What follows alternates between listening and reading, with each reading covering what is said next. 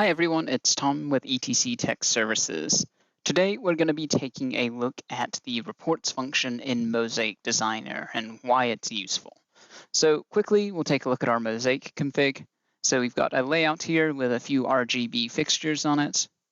We've got a patch tab here with a pretty small patch, some LED RGB 16-bit fixtures. Some pretty simple timelines here. If we take a look, we've got just over 11 timelines in this configuration. If we take a look at our triggers are a bit more extensive here. If we take a look at trigger number 6, for example, we're doing some variable capture here. And if we take a look at our network tab, we've got a single controller with an associated BPS. So if we go back to our project tab, we can come over here and we can choose the reports button. Clicking this button will generate the reports window.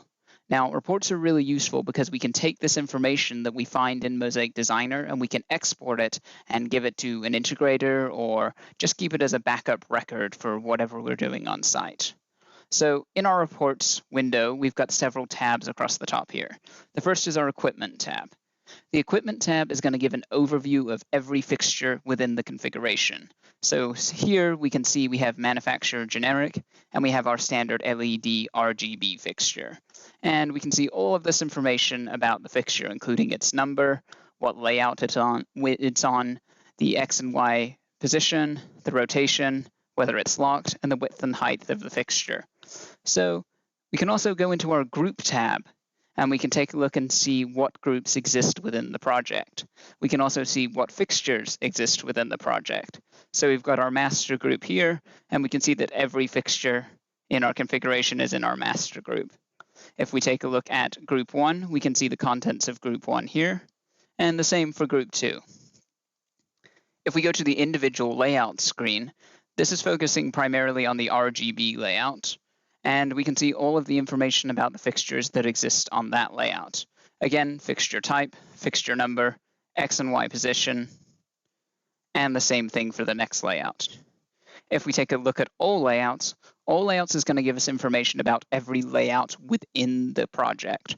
So here we only have 2 layouts. It's going to give us the width and height. It's also going to give us information about the color of the layout and the grid spacing and grid subdivisions.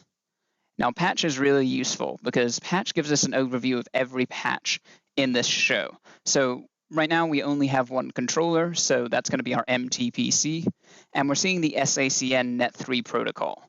We know we're in the first universe, the first address, and we have a footprint of 6. So if we take a look at our next fixture, we can gradually see every single fixture within our show. If we take a look at our timeline tab, we can look at individual information about timelines. So we can come in here and we can look at our rainbow timeline, for example.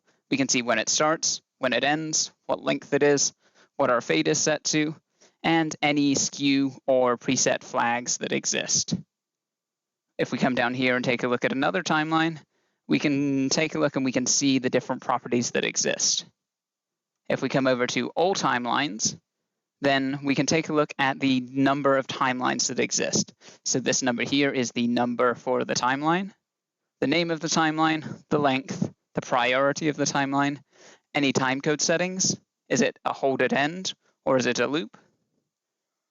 And all of that information for every single timeline. Trigger is going to give us detailed information about each trigger within the show. So for example, if we take a look at our startup trigger here, we can see all of the information. It's an absorbed trigger. It has data on startup. It has a release all, and it has a run script function and a secondary run script function there as well. And you can see this is for every single trigger within the show. If we take a look at our network tab, this is going to give us an overview of any controller and any remote devices. So we're going to get the type of controller, the name of the controller, the serial number, and the capacity. So now we've seen the information, how do we get it outside of Mosaic Designer? So we can either print it directly from Mosaic Designer by clicking the print function here, or we can export it. So what we're going to do is we're going to go ahead and export this. We're going to choose check all, and that's going to check all of these tabs. So these are all of the tabs we just reviewed.